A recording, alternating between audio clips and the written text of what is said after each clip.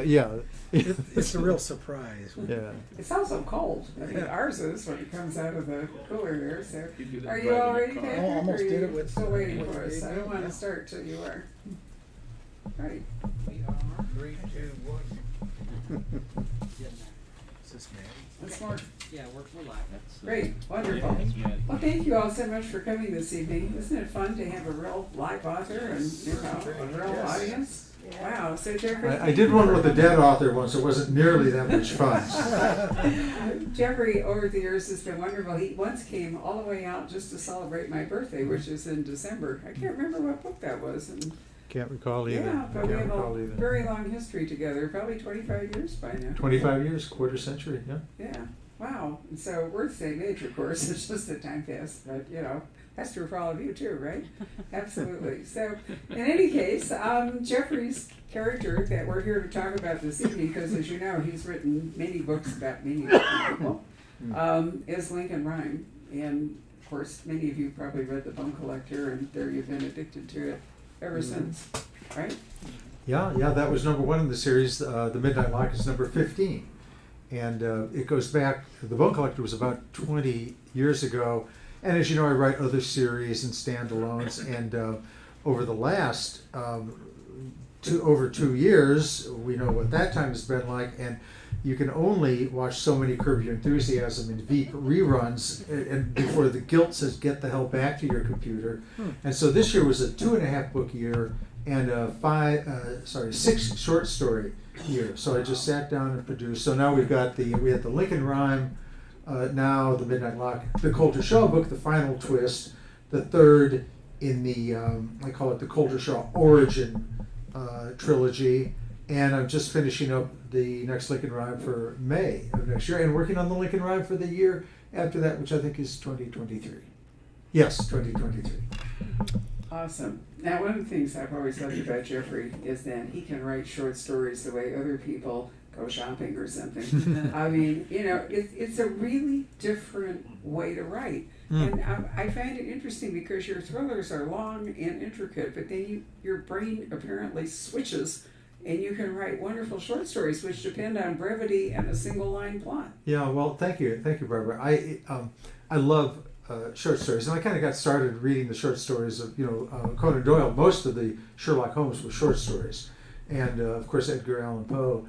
And what I like about the short stories is that they exist for one reason: a twist. I call them the sniper bullets. That like a novel is an assault, like a beachhead, but a short story is a sniper. And it exists for the twist, because in a novel, you are invested in the characters. You love your main character. You despise the villain, but then maybe we're not sure the villain is the villain. And I can peel the onion, but we have to like somebody in the short story. Oh no. And I'll give you a very fast example. I don't want to monopolize this, but It's your adventure. Oh, okay. All right. I'm sorry. So here's my typical short story. I've written about 80 or 90 of them. I just absolutely love them. A typical short story. There's a stalker. A young man is obsessed with a high school girl, and he watches her all the time. And he kneels outside her bedroom window, and he watches her at school, and it's a very creepy kind of thing. And the girl's father is very protective of her. And so he says, honey, you can't go to the mall. He could be there. You can't go to the dance, the big prom. I know you want to, but you can't do it. He's being very protective. And then the girl comes home and says, Daddy, he's been in my room. He's opened my dresser drawers. And the father's infuriated. Next thing we know, the stalker has been beaten to death with the father's golf club. So the father goes to jail, and but he's a hero because he saved his little girl. The final scene is the girl getting dressed in her prom dress, putting the little thing, corsage or whatever she puts on her wrist, whatever that's called. Very excited to go, and the mother walks to the door and says, "Honey, your golf instructor called." And says, "Do you need the lesson on Monday?" And she said, No, I've learned everything I need to know about golf. Because she killed him and set her father up for it. And do we like anybody in the story? No, the kid's dead. He was a little sick, but he still didn't hurt anybody. He didn't go into her room. The girl did that herself.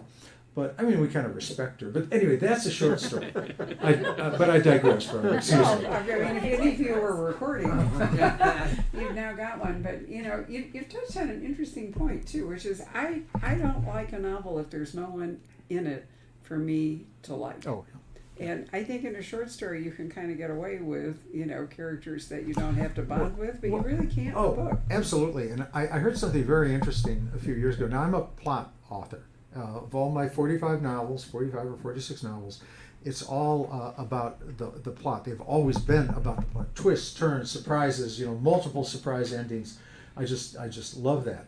But I was listening to NPR a few years ago, and there was a neuroscientist of some kind on, and she said, this is quite interesting, she said, the same part of our brain that creates an emotional connection with the real people in our lives, our spouses, our partners, our friends, and also the bad people, the bad boss, the guy who cuts us off on the highway, that creates that, either joy, excitement, or hatred, is the same part of the brain that processes and creates an emotional connection with fictional characters.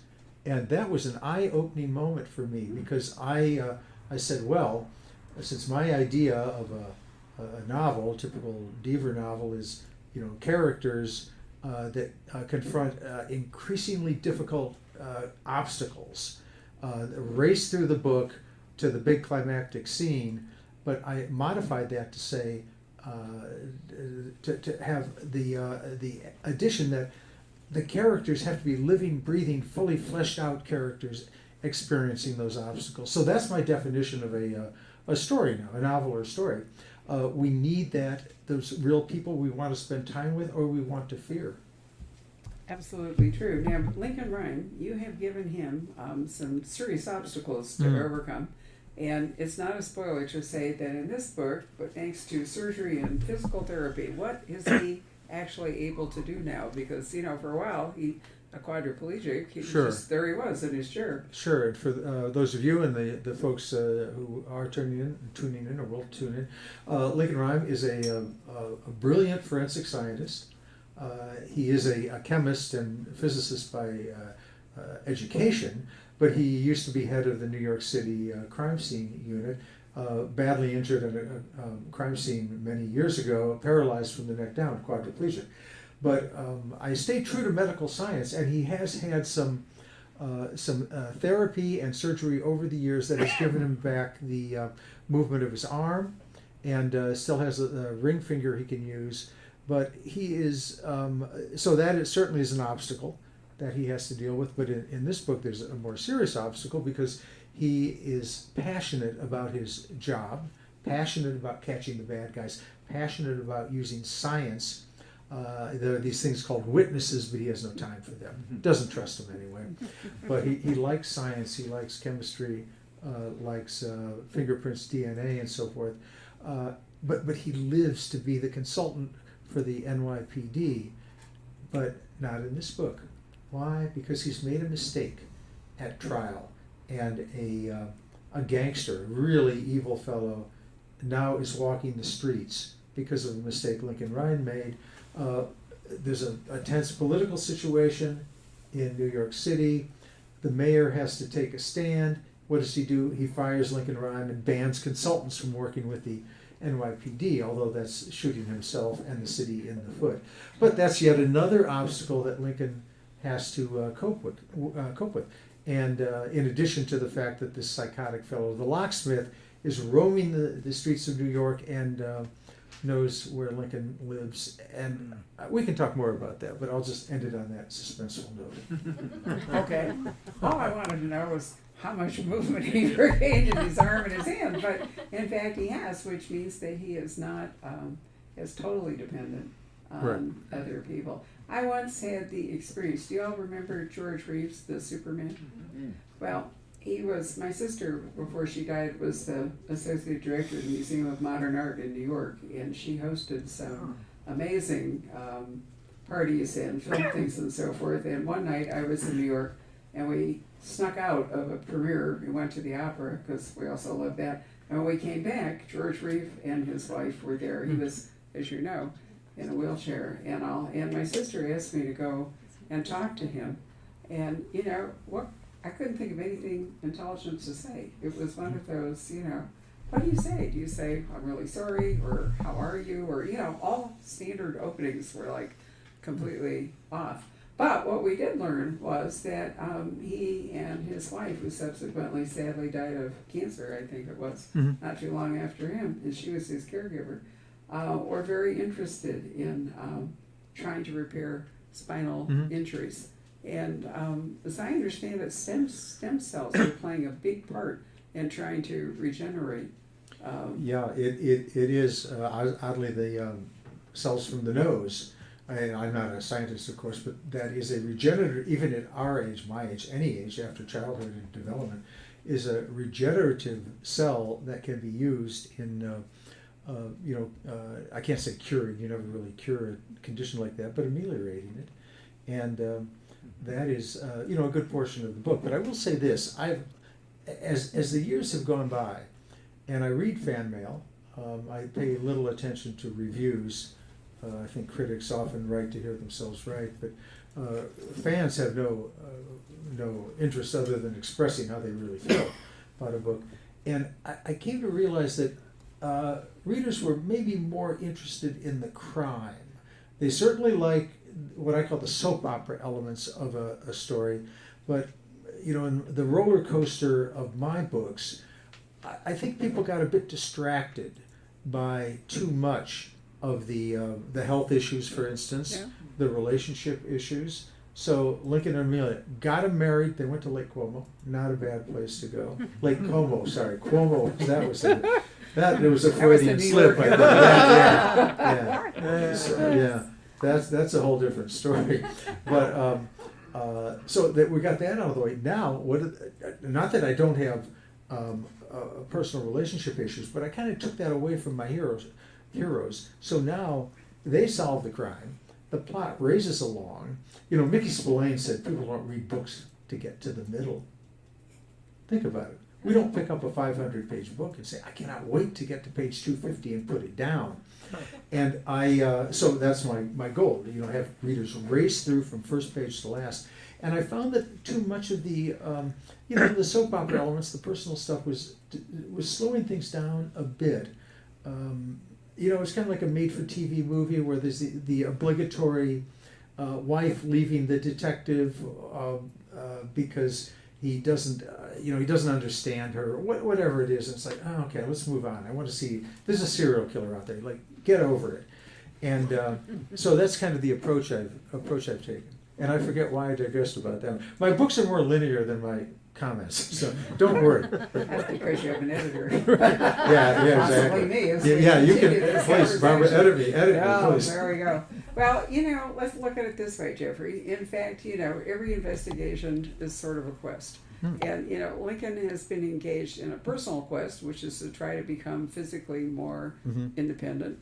And he's also engaged in a crime-solving quest. And, if you're running parallel quests, I guess you have to give the proper weight to each as you go. But sure. It's nice that he and Amelia are married and we don't have that going on. And in this book, you have displayed, once again, Jeffrey's so fascinated with how things work. Those of you who've read his thrillers know that he absolutely loves, which is the one with the electrical power station in I can't remember titles anymore. Burning I'm way wire. too old. Right. Burning wire. So you learned a lot, and we learned a lot about how all that stuff works. And in this book, you're in love with locks. Oh yeah. And do you remember Steve Hamilton wrote a book called The Lock Artist? Yeah. And he had another totally different book, but again, the fascination of locks. So my question, I'm getting to it.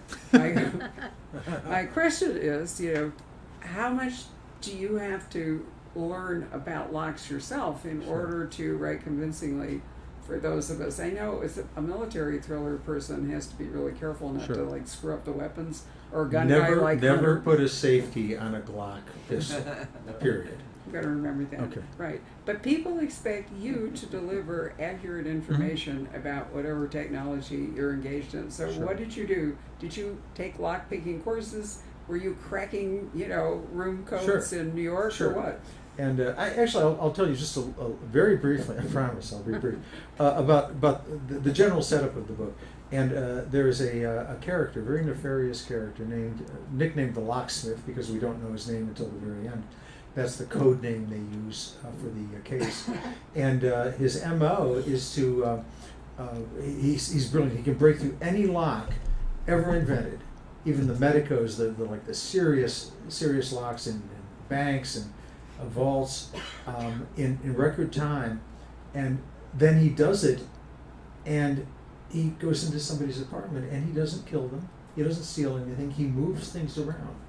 So when they wake up and find the door locked, because he can not only break into locks, he can lock them on the way out with his set of tools.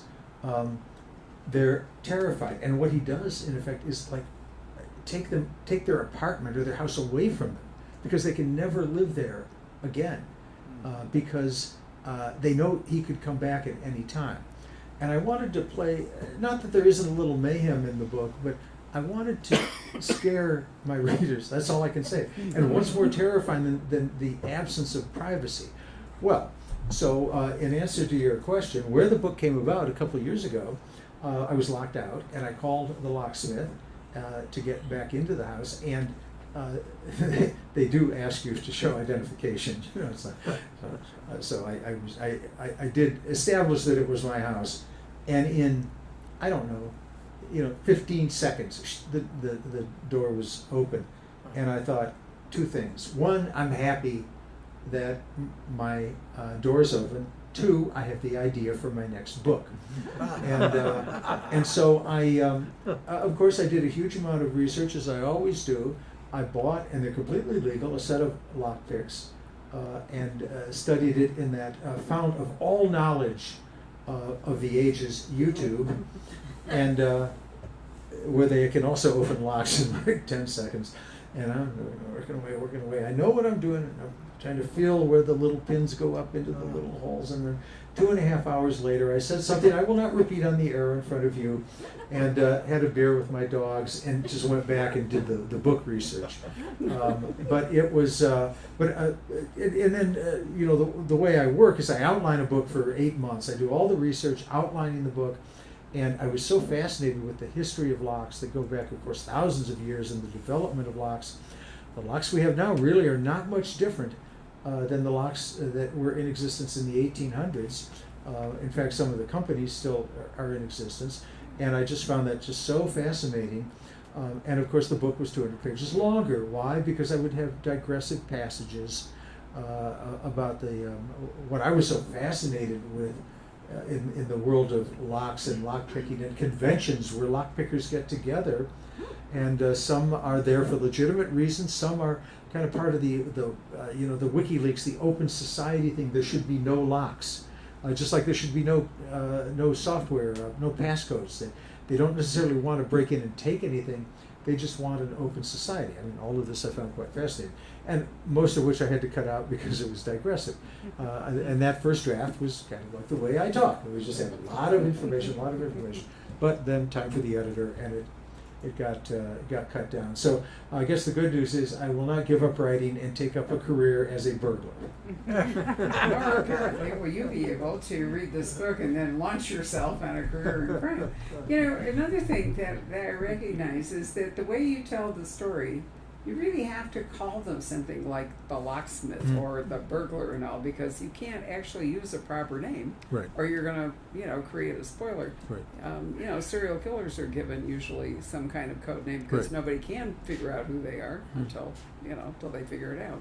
But so, the locksmith seems fairly obvious, but over the years, have you had to devise other kind of clever names to conceal the identity of your characters? Sure, and in this book, in The Midnight Lock, the name is concealed because the authorities, written in third person, Lincoln, Amelia, the other characters, and there are a number of characters.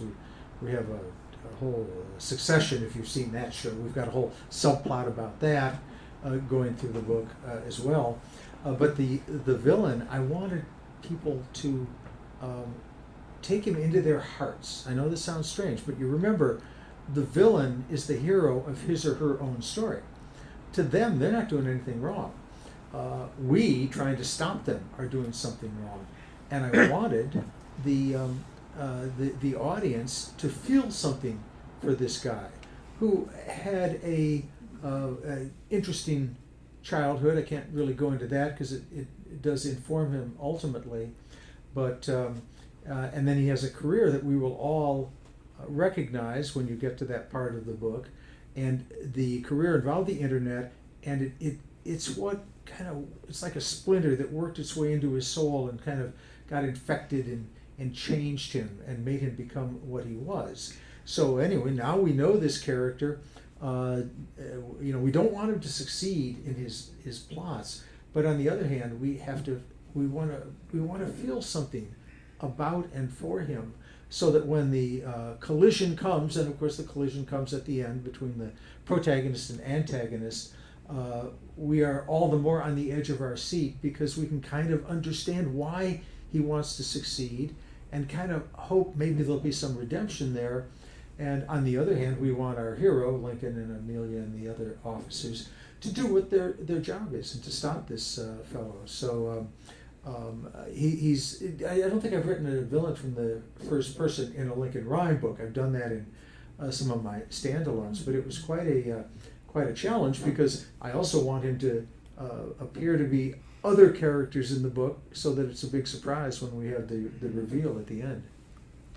And it is, as a matter of fact. Well, meantime, as you probably heard, Lincoln starts out in court in this book. And so there's another bad guy. And his story has to be told as well, right?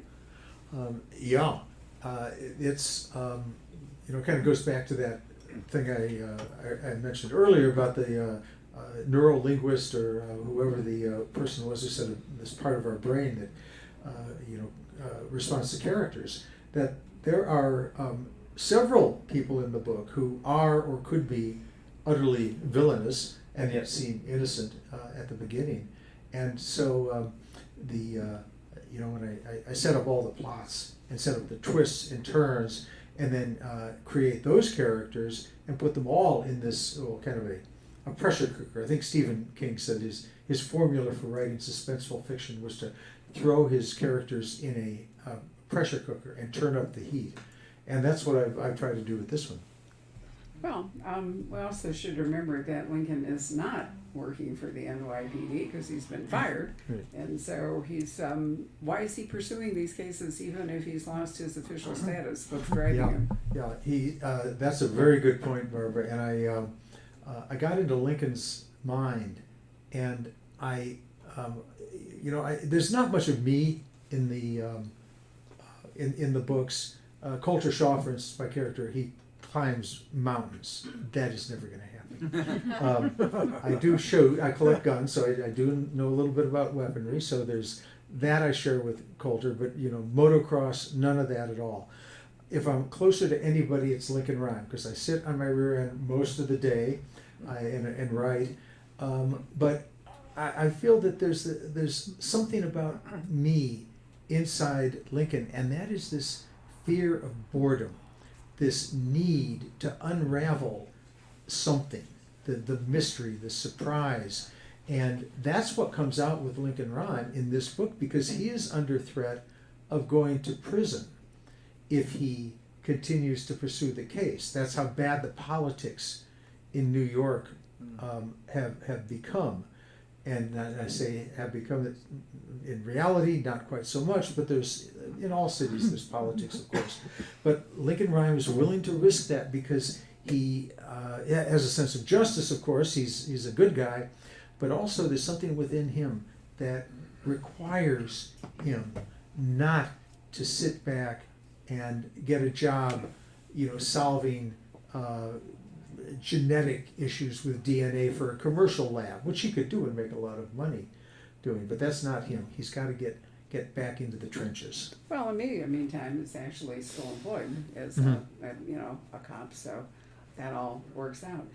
You may not know that Jeffrey was a lawyer before he became an author. Right, we shared that. Yeah, we've shared the war stories. Right. Yeah. And so the courtroom scene, I think, is really, really very interesting, and you can always trust Jeffrey that, you know, his legal procedure and all that stuff is accurate. And, you know, if you're an expert, Lincoln is often, or maybe most of the time, an expert witness. Yeah, that's, a lot of people don't know that, but a forensic scientist, just like the medical examiner, is part of the case that the prosecution builds. And, you know, there's the opening statement, and then there'll be maybe witness testimony at trial, but the bulk of crime solving now is done through forensics. You know, there may be a video of the crime actually occurring, but it is DNA, it's fingerprints, it's blood analysis, and you know, tool marks, ballistics for the slug and so forth, and gunshot residue on hands and sleeves and so forth. And that requires the forensic scientist to appear in court. And cases have been lost, and guilty people, oh, I should say guilty people, those who have committed the crime are found not guilty and walked because of a bad presentation by a forensic scientist. And then Lincoln also is a curmudgeon. You know, he has no patience for laziness, no patience for the bad guys, and he goes to court and he jousts with everybody, including the judge, because he's there to you know, do what he needs to do. He has no patience for the nonsense that goes on. Now, and people, you know, I get the question often, well, you were an attorney and you write books about crime, so were you a criminal attorney?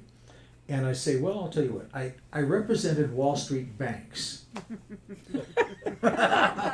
So draw your own conclusions from that. But one reason I have not gone the John Grisham route and you know, other fine authors who've written legal thrillers is that law takes a long time. A case takes a long time. There's preparation. The trial could go. How long is Elizabeth Holmes? How long has she been on trial now? I tune in occasionally, and then you know, get a little bit of the case. You know, the Theranos. Right. Theranos Remind woman. me to ask you a question when you're through with this Oh, okay. narration about Elizabeth Holmes. I'm Okay. going to digress, everybody. Okay. You know I do that. That's what we do here. So anyway, well, let's move to that. All right, next. so I was fascinated today. I mean, this is a case about, you know what it is. Okay, so I don't have to explain all that. So what I want to know is, as she's testifying for herself in her own defense, which is a really risky thing, Mhm. why is the fact that she was raped, allegedly raped at Stanford, relevant to the business thing? It isn't. Well, that's what I think. You know, I mean, I'm really fascinated with it. She's trying to create empathy, you know, but in point of fact, I'm not sure why the judge even allows that testimony in, because it's completely irrelevant to the, you know, the financial fraud that we're talking about. Harvey Weinstein used a walker to go to court. It had no effect on. Well, I'm glad you mean, agree with me. I mean, I said to Rob, who of course, you know, doesn't have any legal training, I said, what is this? You know. She's desperate. I mean, I can only speak as a layperson who's followed the media, but I have a feeling she's going down. I mean, I just cannot see what defense could be wrested from this.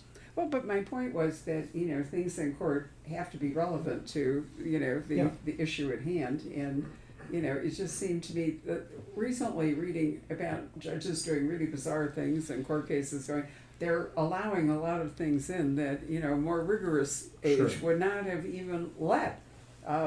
You know, It's a, yeah, courtrooms. it's becoming like a personality thing. Yeah. Well, it's Judge Judy. There's a, you know, who What was a about judge. the guy at the Kyle Rittenhouse trial? Yeah. My God, you know, he was The out judge doing there, all he this was, weird yeah. stuff. I mean, Yeah. you know, or of course we can all remember the O.J. Simpson judge. You know, Oh yeah, exactly. what's his name? Well, I But, mean, you know, that is one of the reasons I don't do legal thrillers, but I enjoy this little snippet in here, and so I can do one chapter, kind of a very concise, you know, scene in the New York City Supreme Court. The Supreme Court is a lower court in New York City, oddly enough. The Court of Appeals is the higher one, and but you know, to write a whole book about a whole case, which is what I started to tell you earlier. It's just boring to me. I mean, I want to move. My books take place over maybe 2 days tops, maybe 3 You days. have to basically lie about how long, you Yeah. know, the trial, because I mean, it can take Right, years to right, get to exactly. trial. Yeah, or have it off camera. Have the backstory, very short Yeah. backstory.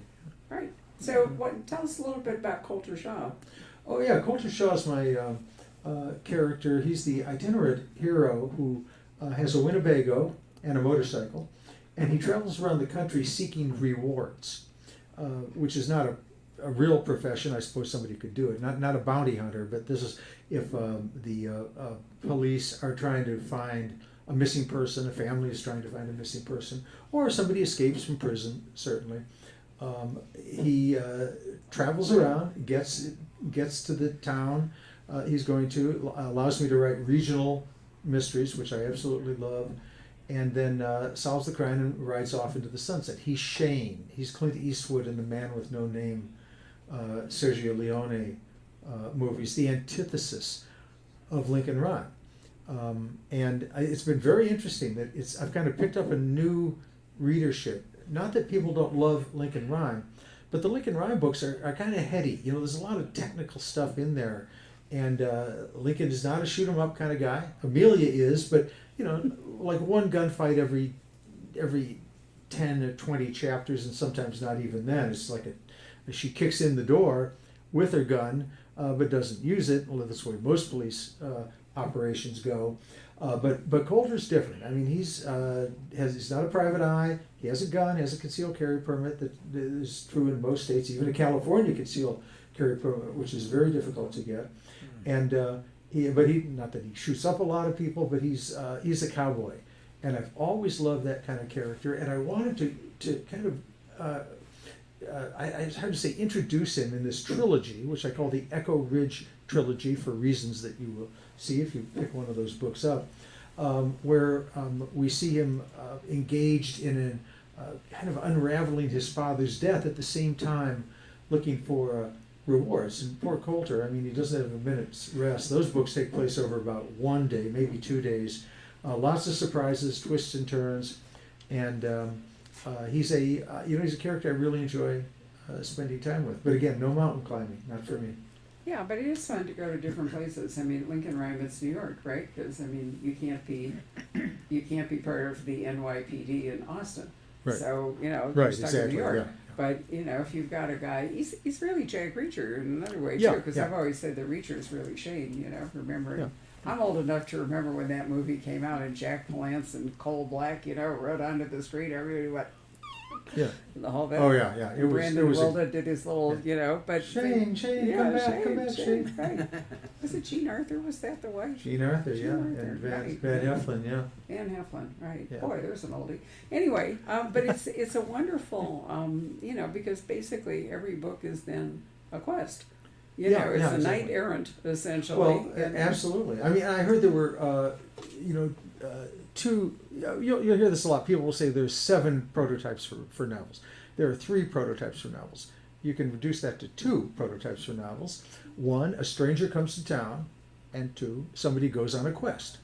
And I like with the Coulter Shaw thing. It depends on your point of view, but that's what Coulter Shaw is. And I just love that kind of character. Oh, but I was going to say is I picked up like a new readership because people, nobody. I assume you don't dislike Lincoln, but that's not the kind of book. It's a police procedural, basically, and folks like other types of books. And so with the Coulter Shaw book, more action, adventure, and he's the strong, silent type. And more than a few women have asked me, is he based on somebody in real life, and is he single?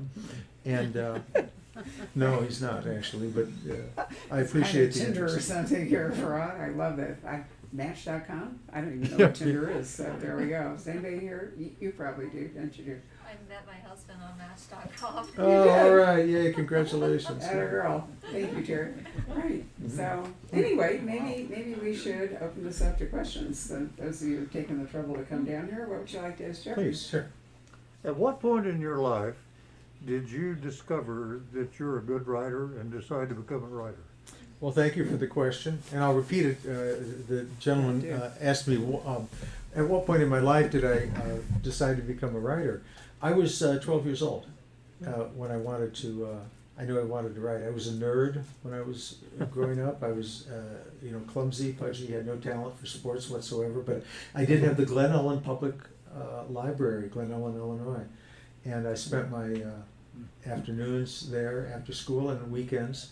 And I just fell in love with books, and books were just so amazing to me. They took us away from our daily cares, like being ignored by cheerleaders, and but they taught us things. The pre-internet days, you could learn about the world, and then they did something else that I found was really quite amazing.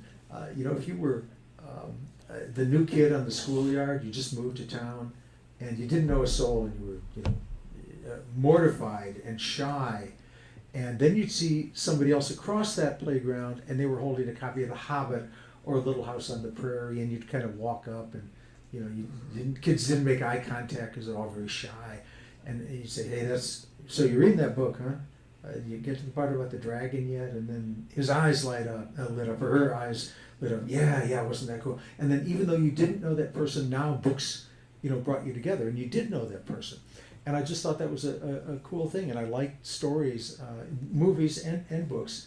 But then I also, I was smart enough to know even then that there are no prodigy writers. Jackson Pollock was smearing paint on the floor when he was a kid. I'm sure Mozart, we know, was composing at single-digit age.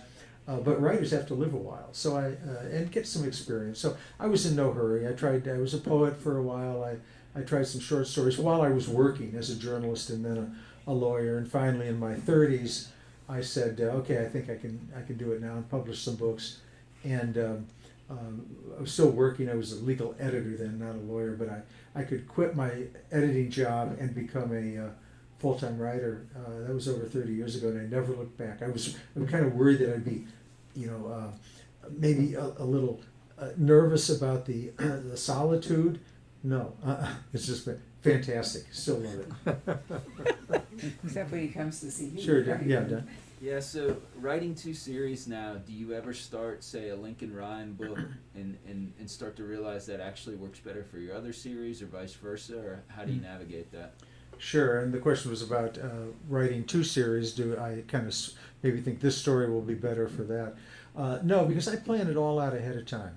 If it's a story that involves a more of a forensic scientific side, that'll go to Lincoln, New York City, of course. That'll go to Lincoln, and then with the Coulter Shaw books, that'll be set elsewhere, and very little procedure, very little police, no DNA, no fingerprints. It'll be more witness-oriented, interviewing witnesses. And I just should mention that I think I said I planned my books out ahead of time. The outline, it takes 8 months. The outline for Midnight Lock was about 130, 140 pages. That's my full-time job doing that. Because these books, I have 3 subplots going on, lots of twists and turns and reversals. And, I'm comfortable with the outline. But the world of writers is divided into 2 camps. One is the plotter, like me. The other is the pantser. Lee Child and Michael Connelly. They just start with the blank page. George R.R. Martin, Game of Thrones. He didn't outline that. He just started it, and it's whatever you're comfortable with. And I'm comfortable with that. So I know ahead of time that this will clearly be a Coulter Shaw book, and I sit down and organize that. This will be a Lincoln Rhyme book, and I organize that. And there's another way of writing. Well, there are other ways of writing, but one author familiar to us here at the store writes in scenes, and just writes random scenes, puts them up, and eventually has to connect them all with bridging material, which explains why they're 800 and some pages long. But nonetheless, that's a different creative. I remember Aaron Elkins telling me years ago that he started in the middle, and so his process was a circle. He would start with some kind of a thing, and then he would, like a snail or something, he would write all around it. The truth is that every writer has a creative process that is unique to that writer. Yeah, exactly. And, Jeffrey, I quote this all the time because, we've been together forever, and I still remember long ago at some event, somebody asked him about revising and editing because Jeffrey is a killer revisor, and he actually said if they would let him, he would hang by his heels from a trapeze over the printing press Yeah. while he was spinning and continue to edit his book. You know, just like, I mean, I've Yeah. always thought that was so vivid. Yeah. I think the editor sends me a publication schedule that's not real because it's like, okay, the book is being printed now. Let's say it's going to come out in May. So say, okay, Jeff, we need the changes here by like December 15th, and then it's going to be printed in January 1st. And I'm thinking, but it's not coming out till May. I mean, what do they do? Does it sit? Don't mice get in and eat the pages? What's going on? No, it's printed in April. Of course it is, but they just don't want me to go near there and make changes. So, well, I edit in three ways, and you know, this is again, I teach courses in writing, and which are more concise than the way I've been describing things tonight. Don't worry, but. When it comes to revision, Hemingway said there are no great writers, there are only great rewriters. And I revise probably 50 times the first third on the first, 40% or whatever on the computer, because we have to move things around, change chapters. And there's that scene you wrote earlier in the book that involves, let's say, somebody had jumped off a bridge. And you want to, at the end of the book, you want to refer to that. Where the hell is that passage? I don't know. You type in and search bridge, and it takes you right there. And so you can read that as opposed to flipping through the pages. But then you have to print it out and read the printed version, because we process things much differently on the printed page than we do. It is not anecdotal. It's absolutely true. I will see mistakes that I looked at 100 times on the screen. But on the printed page, they jump out. And then, now this is something I started to do about 4 books ago. It was very interesting. I have a program called Natural Reader that reads the book to me in a pretty good voice. It's not like an audio book, but it's really very good. And so I print out, this is the final burnishing of the book, print out a copy and have the voice read it to me word for word. And I still see things there, mostly typos, but not many of them at that point, but even conceptual problems. Like I just remember, my God, she changed her blouse 4 paragraphs ago, and she's changing her blouse again. Things like that. So, even if you're writing memos or something for work, it helps to hear it, have it read to you. There's something, or at least that works for me. I think you're absolutely right. And all the books that I've edited, I have forever edited on the printed page. I cannot edit anything on screen. Right. It just looks completely different. You had a question? I do. It's sort of related to what you're saying. When your books are translated to a different language, have you ever found that maybe the detail of the character development that you were trying to communicate to the reader, or maybe a clue, got lost in the translation of a different language, and then realized that, oops, this kind of didn't turn out how it was supposed to? Or if not, what do you do, or what does your editor do to help prevent that from happening? Sure, thank you. The question was about my books in translation. How do I quality check them, I guess you could say. And they're translated into about 25 languages.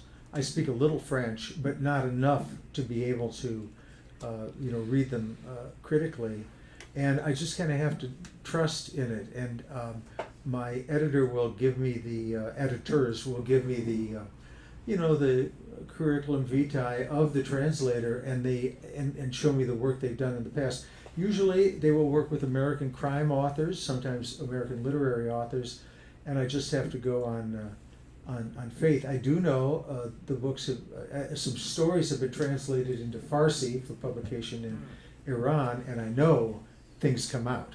They're translated into Arabic for some countries, and Turkish, primarily Muslim countries, and I know things come out, certainly the relationship things, and some of the words to the language. The books are pretty clean, but a New York City cop who's just been shot in the arm does not say, "Oh my goodness, that's rather painful." He or she may say something else. But I do know it's interesting to see the translations in Italian. I just got back from my Italian to it. The book is like that. Why? Because they can't. The Italians use several words to say something we would say in one word. Germany, just the opposite. You know, they will have a word in German that is something, I'm making this up, of course, but he woke up and it was a beautiful day. That's like a single word in German. They just kind of combine that. You know, like Schadenfreude, one word, happiness at the misfortune of others. In Japan, for some odd reason, the books are published in volumes. I had an employee who was Japanese, and I gave her a copy of one of my books. I only knew it was mine because inside it said copyright Jeffery Deaver, and all the other characters I didn't read. And I gave it to her, and she said, "Well, thank you. It was very good, but I want to know how it ends." And I said, "How do you mean? That was only volume 1?" But it was a fairly slim book. But I guess, you know, clever marketing idea. I guess people had to buy 2 books. They didn't think about it. So I kind of go on faith on that. Thank you. One thing you can really find out with translations, there's a really good French series that we have here that is set in Brittany. I think the first one's called Murder in Brittany. And the first 4 books, because the author, it turns out, is not French. Everybody's amazed he's actually German, and an officer in the publishing company. So that was a surprise, and he has a vacation home in Brittany. So he's writing in German about this French character. In any case, the first 4 books were absolutely great, and then, or maybe 5, and then my husband picked up the next one, and he said, "It's just not the same. What's happened here? What's the voice?" You know, and so I inquired, and it turned out that it was a new translator.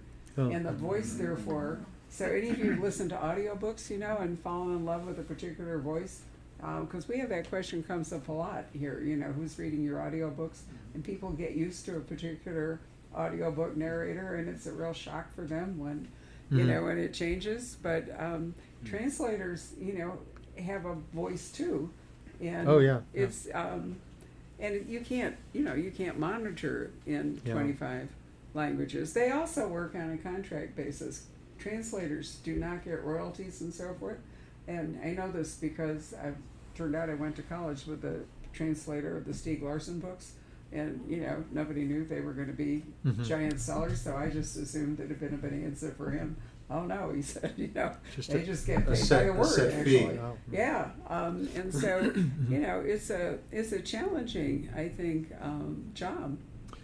Oh yeah, I mean, I can't imagine. I don't have any particular talent for languages, but they can make or break an author. I like Gabriel Marquez.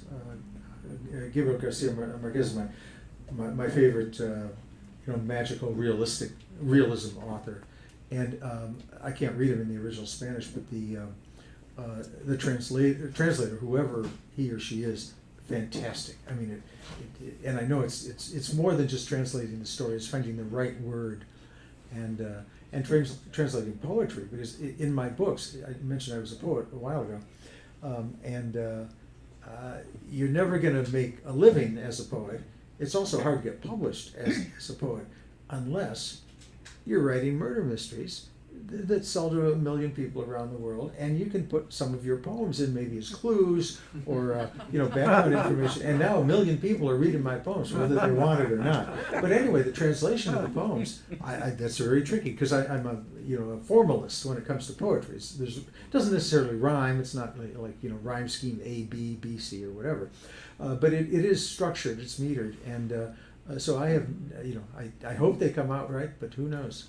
Have any of you watched Upstart Crow? No, I bet you haven't. We found it by accident. I'm telling you, it is beyond fabulous. William Shakespeare is locked up in London with this young woman and his servant Bottom during the plague year of 1603 or something. And I mean, it's really, the one about writing Macbeth just absolutely did me in. But one of them is all about writing his sonnets. And, oh, really? I mean, this is... What's the title again? This is British satire. It is absolutely, it's called Upstart Crow. Oh, I love it. Okay. Oh my God, it is so good. But I was fascinated with the discussion about the sonnets because Shakespeare, he, so much of them is, I don't want to say allegorical. What's the word I want?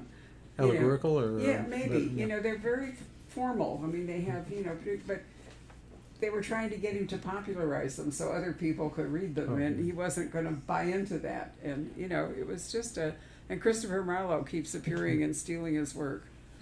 Oh, it's So- like, well, of course, I loved Shakespeare in Love, Well, so this. I'm telling you, if you really want a break, and of course, it all takes place in the pandemic. So they come in and they're Yeah. wearing these funny beaked masks, you know, like the Venetian masks and the whole bit, and they have big discussions about masking and hoarding and all, but it's 17th century. It's Oh, really, interesting. it's really fascinating. Was there another question that I Okay. had, John? What is your work day like? Are you 9 to 5, or do you work 15 hours and take the next day off, or Yeah, sure. a home office versus you go out to a place? Sure. Yeah, the question was about what's my workday like, and it's a typical workday. Somebody who goes to a job. I have an office in my house. I tend to work in different places. I do have an office, but I kind of end up in the kitchen working. I have a high top, kind of an island, and it's comfortable working there. Sometimes I'll sit on the couch with my computer. I work probably 8 to 9 hours a day. And probably at least 5, sometimes 6 days a week. Not all of that is actually generating copy. I'm doing an outline. I'm doing interviews. There's a lot of business stuff involved. I've got to review contracts from, the big print edition from Bulgaria. I have to look at that. I have agents who, tell me it's okay to sign, but I still kind of look it over. I'm just so lucky because I enjoy the act of creating stories. And when I teach my courses, I can teach the students many mechanical things, many things about structuring the book, about the revision, about the outline, if one wants to outline. But what I can't teach them is the answer to the question I often get, and that is, Mr. Deaver, I want to write, but I can't find the time. And there's no solution to that, because that means you don't really want to be a writer. Mhm. If you want to be a writer, you're going to find the time, as opposed to the student who will say, my personal life's kind of a mess. I mean, I'm not talking divorces or anything, but I mean, I don't get the housework done. I have my husband go pick up the kids from soccer more than he should because I'm just writing. And that's that's me. I'm not saying it's a good thing. I tend to be very solitary, and I probably don't get out and don't see friends as much as I should. But I just enjoy it. So I'll wake up at I'm more productive in the morning. Or the early part of the day, but sometimes I'll just get an idea and start going at 9 o'clock and go for as long as I can. Writers are not necessarily family men Yeah. or women, as the case Yep, may be. yep. Well, on that happy note, why don't we? Oh, I'm We sorry. have one more, I think. I beg your pardon. Actually, I have some questions from the online. Oh, you do? Oh, well, I'll shut up then. All right. I'm sorry to ask this one again. I asked you this question about 7 or 8 years ago, and you gave me a very bad answer. Good. I've always been fascinated I- to know about your folk singing career, because I have a friend, you're not going to believe this, he called me and said, "Are you going to see Jeffrey Deaver?" And I said, "Yes, I am." He said, "Would you ask him if he appeared with Steve Goodman somewhere in the South?" And I said, "It's a book signing. I'm not going to ask him if he appeared with Steve Goodman somewhere." You certainly can. Steve Goodman, well, let me back up. There was a very important folk rock scene in Chicago when I was living there. I was teaching at the Old Town School of Folk Music, and people like John Prine and Odetta and Steve Goodman were there. Many other people. Gordon Lightfoot would show up occasionally. That kind of scene. And no, I never did. I played at the same club that Steve Goodman appeared at from time to time. The club called Somebody Else's Troubles, named after one of his songs. But no, I never. I met him, but I never appeared with him. And I love music. But speaking of being sneaky, now I had no talent for it. I didn't. I was a functional guitar player. I had no voice to sing, very limited range. I had trouble hitting the notes, but I could write songs, and I wrote a lot of songs. Some for other people and some for me when I got up there. That was just the easy part for me. Well, like the poetry, I wrote a book a few years ago called XO, and I thought, you know what, my songs, I kind of regret that I could not go anywhere with that. So, I'm going to write a country western album, which I did, and the songs were clues. I printed them in the book, and the story was about a stalker going after a Taylor Swift kind of woman. Kaylee Town was her name, and the songs had clues because she wrote the songs, and they were they told things that the stalker picked up on to kind of work his way into her life. I thought, well, I got the songs, why don't we record them? So I went to Nashville, hired a producer and a songwriter. I wrote a musician. I wrote the lyrics. Got a fellow to do the music, and we hired a woman to sing them, and out came the album. And you can still go to YouTube and hear my songs. Just look up Your Shadow Deaver, and it'll pop up right on YouTube, and it's a video of one of my songs. And, just have to finish this part. One of the songs was nominated for a Hollywood Music Award, believe it or not. You know who I was up against? Kanye West. And I was just waiting for me to get up there with that award and try to have him take it away from me. That was not going to happen. So we had some questions from the audience. Yeah, let's see here. Mario asks, who or what was the inspiration for Amelia, and why did you give her those particular OCD type issues? Sure. Amelia Sachs was not really inspired by anyone in particular. I've always liked strong characters. I've liked strong male characters for heroes, and I've liked strong women characters. And I've enjoyed creating them. I have Catherine Dance and other Taylor Lockwood in my book, Mistress of Justice. Just strong, independent female characters. She does have OCD issues. She's very nervous and edgy.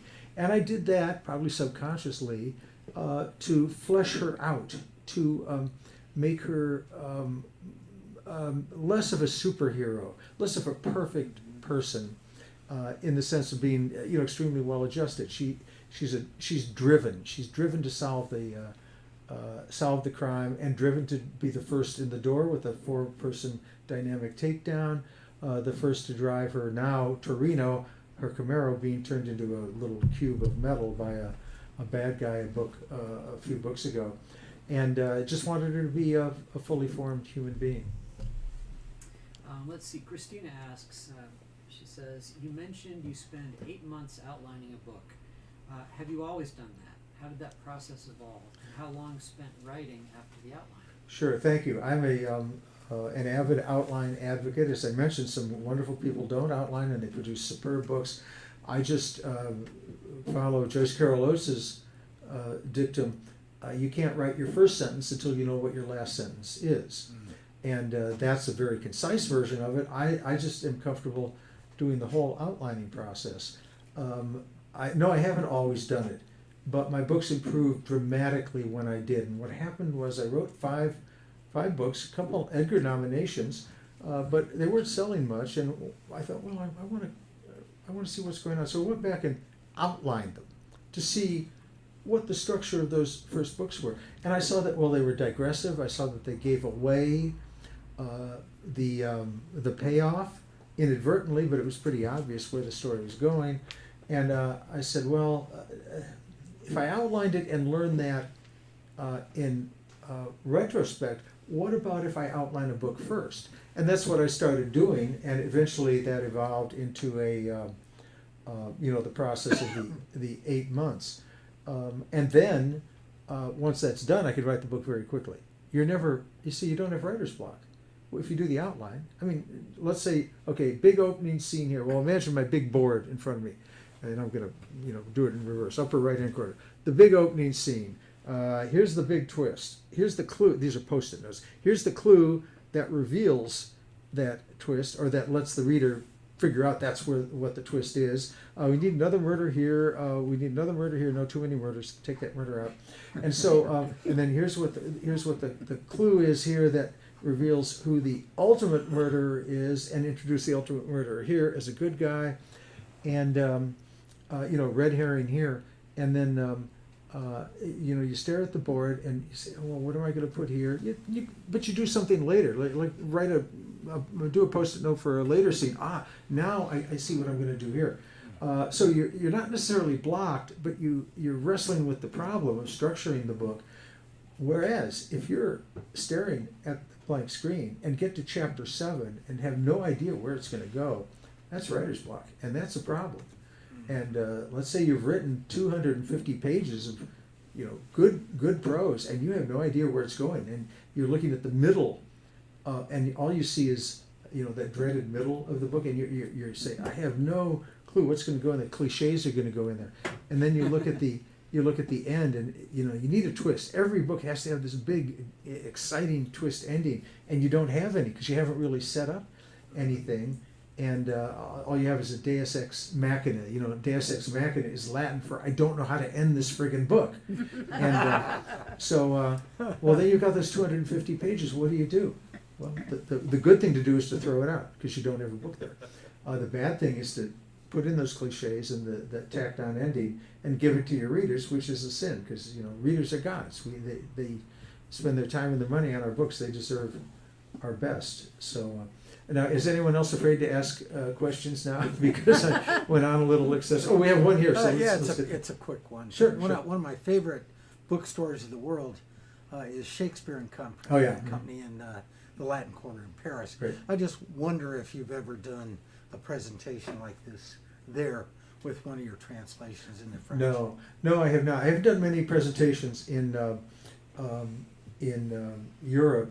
In England, I've done basically my course, something like this, and I've done something like my course, shorter. But then I've done presentations like this in the rest of Europe, in Germany, Scandinavia, Italy, the Czech Republic. I tend to be interviewed by a journalist or a fellow author, very specific set of questions. So I do presentations, yes, but it's less. It actually is more about politics. I got. When I was on my most recent tour in Italy, I was asked a lot about the nature of politics in America. And Right. Do you have a big following in Italy and in France? yeah, France, no. Italy, yes, huge following. I In had- England. Jeffrey's In been England, up for yeah. all kinds of awards in England. Yeah. He's consistently nominated. For his short stories, you won the Steel Dagger, you Right. won the Short Story Dagger. Now the British really, really love you. Yeah. Any other questions over there, Patrick? Yeah, Scott asks, will Mr. Deaver write a novel that is based within the COVID pandemic, like Michael Connelly's The Dark Hours? Sure. I've decided not to do that. I just feel that it's too much with us, and my job is really not to write books about. Although I deal with social issues, I look at myself more like a magician or an illusionist. They're crime novels, but my job really is to trick you and fool you, and at the end you have that big surprise. And I think I kind of want to take us away from what's going on. That kind of feeling I had when I was younger, how books take us away from the quotidian, from the daily cares. So I'll leave that to others. And there have been some wonderful books written about it, but I think I will stay away from that topic. Maybe one final one, which is Lori asks, what is your favorite handgun? What is my favorite handgun? That's right. Sure. Well, I have my concealed carry gun. I don't have it here. Don't worry.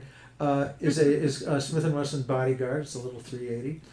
But my main, I have like 3 or 4 Glocks, and I've got some Rugers and things. But probably my favorite handgun is the Glock 17. It's the 9mm. Very, very efficient. Very, very dependable. A long barrel. Very accurate. Can I ask Lori why she wants to know? It's kind of mysterious that way.